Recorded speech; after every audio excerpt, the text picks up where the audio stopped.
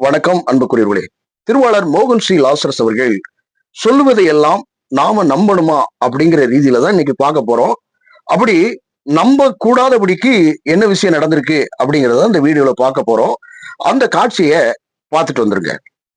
அவர்கள் தேவனால் தெரிந்து கொள்ளப்பட்டவர். அவர் ஆண்டவருக்காக தேவ திட்டத்தை அமெரிக்காவிலே பல காரியங்களை நிறைவேற்றியிருக்கு. ஒரு தீர்க்க தரிசன காரியங்கள்ல நம்ம கொரோனா டைம்லாம் நம்ம பார்த்துட்டு வந்திருப்போம். அந்த டைம்ல வந்து எப்படின்னு கேட்டீங்கன்னா டொனால்ட் ட்ரம்ப் வந்திருந்தாரு. அதுக்கப்புறம் மறுபடியும் வருவார் அப்படிங்கிற மாதிரி அந்த தீர்க்க தரிசனம் இருக்கிறது, பழைய செய்தி. பட் இருந்தாலும் இன்றைக்கு அவர் வந்து என்னன்னு கேட்டீங்கன்னா தேவனால் தெரிந்து கொள்ளப்பட்ட மனிதர் தான் இந்த டொனால்ட் ட்ரம்ப் அப்படிங்கிற மாதிரி ஒரு கிளைம் பண்றாரு. ஆனால் அவர் வந்த பிறகு என்னன்னு கேட்டீங்கன்னா இந்தியாவிற்கு பெரும் பாதிப்பை அவர் என்ன சொல்றது சடிதியாக இது பண்ணியிருக்காரு, வச்சிருக்கிறாரு. வேத வசனத்துக்கும் அதாவது கிறிஸ்துவ உபதேசத்துக்கும் எதிர்மறையான காரியங்களை இன்று வரை செய்து கொண்டிருக்கிறார். ஒரு சர்வாதிகாரியான டொனால்ட் ட்ரம்ப் அப்படின்னு சொல்லலாம். கிறிஸ்துவுக்கு அப்பாற்பட்டவர், தேவனுக்கும் அப்பாற்பட்டவர், தேவன் தெரிந்து கொள்ளாத ஒரு மனிதர் தான் அப்படிங்கிற மாதிரியான சம்பவங்கள் நியூஸ்ல எல்லாம் நம்ம கேள்விப்படுறோம். அப்படி சின்ன காட்சியை நியூஸ் காட்சியை நீங்க பாருங்க, பார்த்துட்டு நம்ம பார்க்கலாம். இன்றி சட்டவிரோதமாக குடியேறிய 18,000 இந்தியர்களை வெளியேற்ற அந்நாட்டு அரசு தீர்மானம் எடுத்துள்ளது. அமெரிக்காவில் சமீபத்தில் நடந்த தேர்தலில் டொனால்டு ட்ரம்ப் வெற்றி பெற்றார். அடுத்த மாதம் இல்லாத வகையில் நடப்பாண்டு அதிகளவிலான இந்தியர்கள் அமெரிக்காவிலிருந்து வெளியேற்றப்பட்டுள்ளார்கள். அதாவது கணிசமாக ஒவ்வொரு ஆண்டும் டொனால்ட் ட்ரம்ப் வரக்கூடிய நேரங்களில் எல்லாம் இந்த மாதிரியான காரியங்கள் இந்தியர்களுக்கு பெரும் பாதிப்பை உட்புகுத்துவதுதான் அந்த டொனால்ட் ட்ரம்பினுடைய காரியமாக இருக்கிறது. தேவனுடைய மனிதராக இருந்தால் இன்னைக்கு ஈரான் மட்டுமில்ல, இப்ப கடலுக்குள்ளையும் ஈரானுக்கு ஒரு பெரிய சமாதியை கட்டி கொண்டிருக்கணும் அமெரிக்க படைகள். ட்ரம்ப் சொன்ன மாதிரி ஈரானை அழிக்கிற வேகம் இப்ப கற்பனைக்கு எட்டாத அளவுக்கு போய்கொண்டிருக்கு. எண்ணெய் கப்பல் மீது நடத்திய தாக்குதலால் இந்தியர் ஒருவர் உயிரிழந்திருக்கிறார். ஓமனில் ஆளில்லாத கொண்டு போய் பாம்பு போடுறதோ அல்லது ஒரு போர் இதை செய்வாங்களா அப்படின்னு சொன்னா செய்யவே முடியாது. தேவனால் உண்டாக்கப்பட்டவர், தேர்ந்தெடுக்கப்பட்டவர் அப்படின்னு சொன்னா, இயேசுவால தேர்ந்தெடுக்கப்பட்டவர் அப்படின்னு சொன்னா அவர் என்ன பண்ணிருப்பாரு? சமாதானம் பண்ணிருப்பாரு. இஸ்ரவேலுக்குமான ஈரானுக்கும் இஸ்ரவேலுக்கும் ஃபைட் நடந்துகிட்டே இருக்கு. அப்போ நடுவாக நின்று என்ன பண்ணிருப்பாரு? மத்தேயு எழுதின சுவிசேஷம் 5வது அதிகாரம் 7 ஒரு சில வசனங்களை வாசித்தீங்கன்னா, இறக்கப்படுகிறவர்கள் பாக்கியவான்கள், அவர்கள் இரக்கம் பெறுவார்கள். சமாதானம் பண்ணுகிறவர்கள் பாக்கியவான்கள், அவர்கள் தேவனுடைய புத்திரர் எனப்படுவார்கள் அப்படின்னு. சோ கிறிஸ்துவுக்கு, அதாவது தேவனால் தெரிந்து கொள்ளப்பட்ட எந்த மனிதனாக இருந்தாலும் சமாதானமாக இருப்பதற்கு என்ன முடிவுரை செய்ய முடியுமோ அப்படிதான் செய்ய முடியும். இன்னைக்கு என்னன்னு கேட்டீங்கன்னா, ஒட்டுமொத்தமாக இந்த ஈரான்ல ஃபைட்டு இது பண்றதோ இல்லையோ, முன்னதாக இந்தியாவுக்கு ஒடசலை கொடுத்திருந்தாரு. எப்படி அப்படின்னு கேட்டீங்கன்னா அந்த காட்சிகள் கூட பாருங்க. ரஷ்யாவிடமிருந்து கச்சா எண்ணெயை வாங்குகிறது என்ற ஒரே காரணத்திற்காக ஏற்கனவே இந்தியாவின் மீது விதிக்கப்பட்டு வந்த 25% வரி மட்டுமல்லாது கூடுதலாக மேலும் 25% அபராத வரியாக அமெரிக்கா விதித்தது கடந்த ஆண்டு ஆகஸ்ட் மாதம்.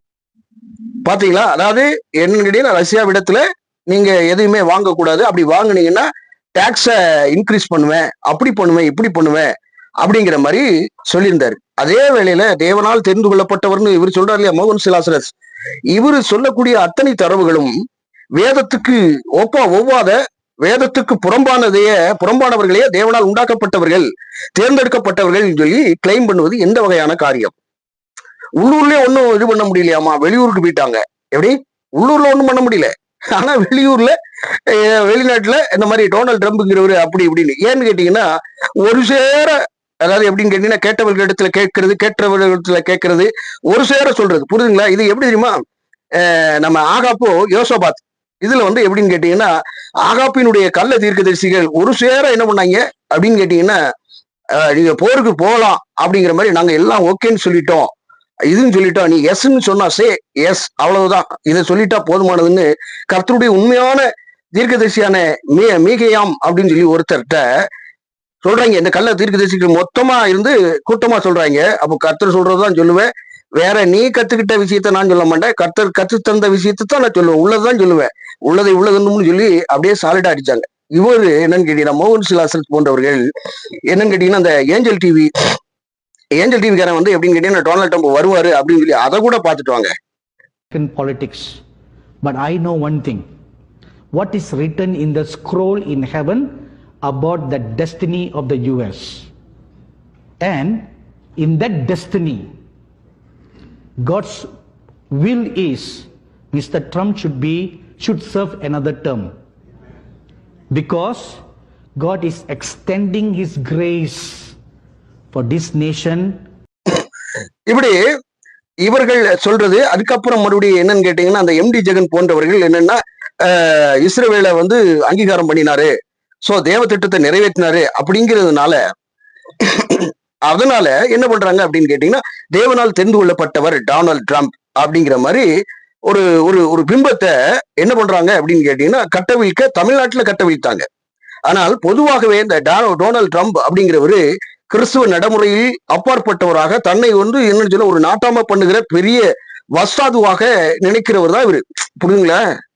இவர் ஒன்னும் தேவனுக்குரிய காரியங்கள்ல இருந்தா அவர் இறக்கப்பட்டிருப்பாரு, என்ன பண்ணிருப்பாரு, சமாதானம் பண்ணிருப்பாரு. இப்படி பயங்கரமான போர்கள் நடக்குது, பல விஷயங்கள். அதாவது எப்படின்னு கேட்டீங்கன்னா, இஸ்ரவேல் படைகளோட ஜாயின் பண்ணி என்ன பண்றாரு அப்படின்னு கேட்டீங்கன்னா, இப்படி ஈரானை பிடிச்சு அடிக்கிறது, டம்முன்னு போடுது. இந்த போருக்கும் கிறிஸ்துவத்துக்கும் ஏதாவது சம்பந்தம் இருக்கா அப்படின்னு சொன்னா சம்பந்தம் கிடையாது. ஆனா இவர்கள் என்னன்னு கேட்டீங்கன்னா, பல கள்ள ஊழியர்கள்லாம் இஸ்ரவேல் என்னமோ நம்ம இதுல இருக்கிற மாதிரி, நாமெல்லாம் இஸ்ரவேலுங்கிற மாதிரி, இஸ்ரவேல் நடக்கக்கூடிய முன்னறிவிக்கப்பட்ட தீர்க்க தரிசனத்தின் அடிப்படையில அதை வச்சு என்ன பண்றாங்க, கிறிஸ்துவத்துக்குள்ள கிளைம் பண்றாங்க.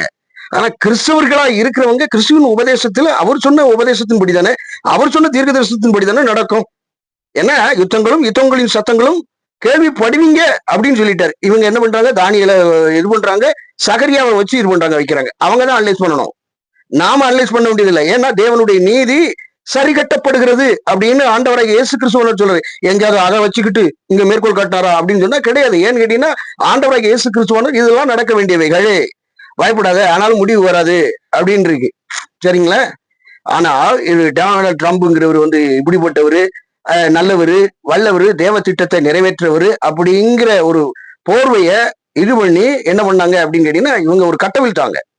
ஆனால் அவருடைய சுபாவம் கிறிஸ்துவின் சிந்தையாக இருக்கிறதா அப்படிங்கறத பார்க்கணும். அதே வேளையில கூட்டு சேர்ந்த ஆள் யாரு தெரியுமா? கூட்டு சேர்ந்த ஆளு இஸ்ரவேல். இஸ்ரவேலர்களுக்கும் கிறிஸ்துவத்துக்கும் சம்பந்தம் கிடையாது. சரிங்களா? நீங்க இஸ்ரவேலர் போய் கனெக்ட் பண்ணக்கூடாது. இஸ்ரவேலர்கள் இயேசுவை கொலை செய்தவர்கள். அப்போ நாம யாருக்கு மனவாட்டியாகி இருக்கிறோம்? இயேசு கிறிஸ்துவுக்கு மனவாட்டியா இருக்கிறோம். இயேசு கிறிஸ்துவையே நிராகரித்தவர்கள் அவர்கள். அப்போ அவர்களோடு நாம கனெக்ட் ஆக முடியுமா அப்படின்னு சொன்னா, பேலியாளுக்கும் தேவனுக்கும் இசைவேது. நியாயப்பிரமாணத்தின் ஊடாக மாம்சப்பிரகாரம் பயணிக்கிறவங்களுக்கும் நமக்கு என்ன சம்பந்தம்? ஆவிக்குரியவன் எல்லாவற்றையும் நிதானித்து பார்க்கிறான் அப்படின்னு இருக்கு. சோ இவங்க என்னன்னு கேட்டீங்கன்னா, இஸ்ரவேலும் கிறிஸ்துவர்களும் ஒன்றுதான் அப்படின்னு. இன்னைய வரைக்கும் நீங்க வந்து இஸ்ரவேல்ல கிறிஸ்து இயேசுவை அறிவிக்க முடியாது. ஏன்னா அவங்க நினைக்கிறது வந்து என்னன்னு கேட்டீங்கன்னா, மேசியாங்கிறவரு ஒரு மாட்டு தொழுவத்துல எல்லாம் எங்களுடைய ராஜா பிறக்கவே மாட்டாரு, ஐ டோன்ட் லைக் இட், அதெல்லாம் முடியவே முடியாது, சாத்தியமே இல்லை அப்படின்னு சொல்லிட்டானுங்க. அவரை நம்ம மேசியாவே ஏற்றுக்கொள்ள முடியாது, அவர் யாரோ அப்படிங்கிற மாதிரி பிம்பத்தை வைத்துக் கொண்டிருக்காங்க. இன்னை வரைக்கும் இயேசு கிறிஸ்துவை அவங்க நிராகரிப்பு செய்கிறாங்க. அப்போ நிராகரிப்பு செய்கிறவர்களுடைய காரியங்கள் எல்லாம் வச்சுக்கிட்டு அப்படியே வச்சு டொனால்ட் ட்ரம்ப் அவர் வந்துட்டார், இவர் வந்துட்டார். ஏதாவது அவர்களுடைய கணிகளினாலே அறிவீர்கள் அப்படின்றது. இங்க போர் நடக்கு, இஸ்ரவேலுக்கும் பாலஸ்தீனத்துக்கும் எந்த காரியங்களுக்கும் ஃபைட் நடக்கட்டும், அமெரிக்கா எதை வேணாலும் போடட்டும் வைக்கட்டும். ஆனால் கர்த்தர் சொல்லுகிறபடி இதெல்லாம் கர்த்தர் செய்ய வேண்டிய நீதியாக இருக்கிறது. தேவனுடைய நீதியை சரி கட்டுகிற நாட்களாக இருக்கிறது. அவங்களுக்கு என்னன்னு கேட்டீங்கன்னா, கர்த்தருடைய நீதி, கர்த்தருடைய கோபம் அவர்கள் மேல இருக்கிறதுனால இந்த ஃபைட் நடந்துகிட்டு இருக்கு. நாம இரக்கம் பெற்றுக்கிறோம், நாம கிருபை பெற்றுக்கிறோம். சரிங்களா? அப்போ இவங்களோட இவங்க கனெக்ட் பண்ணலாமா அப்படின்னு சொன்னா, ஐயோ கனெக்ட் பண்ணலன்னா எப்படி வாக்குத்தத்தம் சொல்ல முடியும், ஐயோ அப்படிங்கிற மாதிரி இவங்க ஒரு இதை இது பண்ணிடுவாங்க, வச்சிருவாங்க. ஆனால் சுபாவத்தின்படி அவர்கள் கிறிஸ்துவர்கள் இல்ல. டொனால்ட் ட்ரம்ப் ஒரு கிறிஸ்துவராக வேணா பேர் கிறிஸ்துவனாக இருக்கலாம், அல்லது பேருக்கு வேணா எது வேணாலும் இருக்கலாம். ஆனால் சுபாவத்தின்படி கிறிஸ்துவராக இல்ல. தேவன் தெரிந்து கொண்டிருக்கிறார் அப்படின்னு நீங்க கிளைம் பண்றீங்க அப்படின்னா, நீங்கள் ஆவியை பகுத்தறியாமல் எல்லாரும் சொன்னதுனால வச்சு உருட்ட வேண்டியது. இது ஆகாத ஒரு பிடிப்பின. சரிங்களா? ரொம்ப யோசித்து பாருங்க. இஸ்ரவேல்ல நடக்கக்கூடிய சம்பவத்தை வச்சுலாம் அத்தனை பேர் இந்த எம்டி ஜெகன் போன்றவர்கள் பேசுறாங்க தெரியுமா? இதெல்லாம் அவங்களுக்கானது. அவங்கதான் அனலைஸ் பண்ணி பார்க்கணும். எப்படி இந்த மாதிரியான காரியங்கள்லாம் நடக்கு அப்படின்னா, இயேசுவை அறிஞ்சு கொள்றதுக்கு தான் இந்த மாதிரியான சம்பவங்கள்லாம் நடக்கு. அவங்க அறிஞ்சுக்கணும். அவங்க அறிஞ்சுக்கிறதுக்கு தான் பயங்கரமான ஃபைட் நடந்துகிட்டு இருக்கு. புரியுதுங்களா? எப்போ அவங்க இயேசு கிறிஸ்துவ மேசியா, அவர் தான் அண்ட சராசரங்களை உண்டாக்கினவர் அப்படிங்கிற ஒரு காரியம் வருது அப்படின்னு சொன்னால், என்ன ஆகும் அப்படின்னா முடிவு, அதாவது போர் முடிவுகள் இதாக வைக்கும், கனெக்ட் ஆவாங்க, இயேசு கிறிஸ்துவோட அவங்க மனம் திரும்புவாங்க அப்படின்னு இருக்கு. அது வரைக்கும் ஃபைட் நடந்துகிட்டே இருக்கும், கோபாக்கில இருந்துகிட்டே தான் இருக்கும். அவங்களுடைய அதாவது இயேசு கிறிஸ்துவ அடிச்ச ரத்த பலியானது அவங்களுக்கு பின்தொடர்ந்துகிட்டு இருக்கிறது. நியாயப்பிரமாணத்தின்படி அவர்கள் தலைமுறை தலைமுறை தோறும் இது பண்றாங்க, வைக்கிறாங்க. என்னைக்கு இயேசு கிறிஸ்துவை ஏற்றுக்கொள்றாங்களோ அப்பொழுது சுவாபம் மாறும். அவங்களுடைய பிரகாரம் எல்லாம் என்ன சொல்றது, நியாயப்பிரமாணத்தை எழுதி முடிவுரை பண்ணிட்டு இயேசு கிறிஸ்துவனுடைய உபதேசத்தை அவங்க கைக்குள்ள ஆரம்பிப்பாங்க. அது வரைக்கும் ஃபைட் நடந்துகிட்டே இருக்கும். இது வந்து எசேக்கியேல் சொன்னபடி நடந்து விட்டது, அது சொன்னபடி நடந்து விட்டது, அவங்களுக்கு தான் முடிவு காலம். சரிங்களா? புரிந்து கொள்ளணும். நமக்கு புதிய ஏற்பாடு தான் இம்பார்ட்டன்ட். புதிய ஏற்பாடுல என்ன சொல்லியிருக்காரு? இரண்டாம் வருகைக்கும் உங்களுடைய வருகைக்கும் முடிவுக்கும் என்ன சம்பந்தம் இருக்கு அப்படின்னு கேட்கும்போது யுத்தங்களும் யுத்தங்களுடைய சத்தங்களும் கொள்ளை நோய்களும் பஞ்சங்களும் இப்படி ராஜ்யத்துக்கு விரோதமான ராஜ்யங்களும் எழும்பும். இதெல்லாம் இரண்டாம் வருகையினுடைய ஒரு என்ன சொல்றது, ஒரு உதாரணமான காரியம். இதெல்லாம் ஒரு எடுத்துக்காட்டாக நடக்கிறது. அவருடைய வருகை சீக்கிரமாக இருக்கிறது அப்படிங்கிறதுக்கு அதை நம்ம அனலைஸ் பண்ணணும். அதை அனலைஸ் பண்ணி இதை வந்து இதுதான் சிம்டம்ஸ் அப்படிங்கிறத தெரிஞ்சுக்கிட்டு நாம உஷாரா இருக்கணும் அப்படிங்கிறது தான். புரிஞ்சுங்களா? அவங்க அடிச்சுக்கிட்டு சாப்பிடுறாங்கன்னா நம்ம உஷாராயிடணும். ஐயோ ஆண்டவர் இரண்டாம் முறையில வந்துருவாரு, நம்ம கவனமா இருக்கணும் அப்படின்னு எச்சரிக்கிறதுக்கு தான் இந்த மாதிரியான சம்பவம் எல்லாம் நடக்கு. பஞ்சங்கள், கொள்ளை நோய்கள், பலவிதமான காரியங்கள் இதெல்லாம் நடக்குது அப்படின்னு சொன்னா இரண்டாம் வருகை வரப்போது. கிறிஸ்துவனாகிய ஆவிக்குரிய கிறிஸ்துவனாகிய நீங்கள் நானும் ரொம்ப பயபக்தியா இருக்கணும். ஆண்டவர் வருவாரு. அதாவது 10 கன்னிகள்ல 5 கன்னிகைகள் எப்படி அபாத்திரமாக பயணித்தார்களோ, சரியா, எண்ணெயும் திரியையும் கவனம் பண்ணாம வச்சிருந்தாங்க 5 பேரு. 5 கன்னிகள் எல்லாவற்றையும் சரியாக இது பண்ணாங்க. என்ன அப்படிங்கிறது, வார்த்தை, பரிசுத்தம், நீதி இவைகளை கைக்கொண்ட மனவாட்டி ஆகிய சபை நாம அவர்கிட்ட நிக்கணும், ஆயத்தமாக இருக்க வேண்டும். அதனால இஸ்ரேலுக்கும் இந்த போருக்கும் இந்த டொனால்ட் ட்ரம்ப் இதெல்லாம் முடிச்சு போடவே கூடாது. இந்த மோகன் சி லாசரஸ் போன்றவர்கள் சொல்லக்கூடிய அத்தனை தரவுகளும் பொய்யாக இருக்கிறது. ஒரே பொய், ஏகப்பட்ட பொய், தேவனால் தெரிந்து கொள்ளப்பட்ட. எப்படி அவர்களுடைய கனிகளினாலே அறிவீர்கள் என்று சொல்லப்பட்டிருக்கிறது. அவர்கள்ட்ட கனி என்ன இருக்கு? சமாதானம் பண்ணிருக்கணும். இஸ்ரேலும் இவரும் சண்டை போட்டுருக்காங்கன்னா, சண்டை இழுத்துக்கிட்டா எதுக்குடா சண்டை போட்டுக்கிட்டு இருக்கீங்க அப்படின்னு சொல்லணும். ஆனா கட்ட பஞ்சாயத்து வேலையை பார்த்து இந்தியாவுக்கும் கொடைசலை கொடுக்கும், ஒவ்வொரு நாடுகளுக்கும் கொடைசல். சரிங்களா? இப்போ ரஷ்யாவுக்கும் உக்ரைனுக்கும் ஃபைட் நடக்கு. உக்ரைனுக்கு ஆதரவா இருக்க அப்படின்னு சொல்லிட்டு தான் இவன் இது பண்ண வச்சான். கடைசியில உக்ரைனை கைவிட்டு போயிட்டா அந்த டொனால்ட் ட்ரம்ப்ங்கிறவன். அதனால கவனத்தில் கவனம் தேவை. நமக்கு தேவை இயேசு கிறிஸ்து சொன்ன காரியம், அது நடைபெற பெறுகிறது. அதனால மற்றவர்கள் வந்து என்னன்னா அது வந்துட்டு இது வந்துட்டும்பா. வேறொரு பதிவில் நன்றி.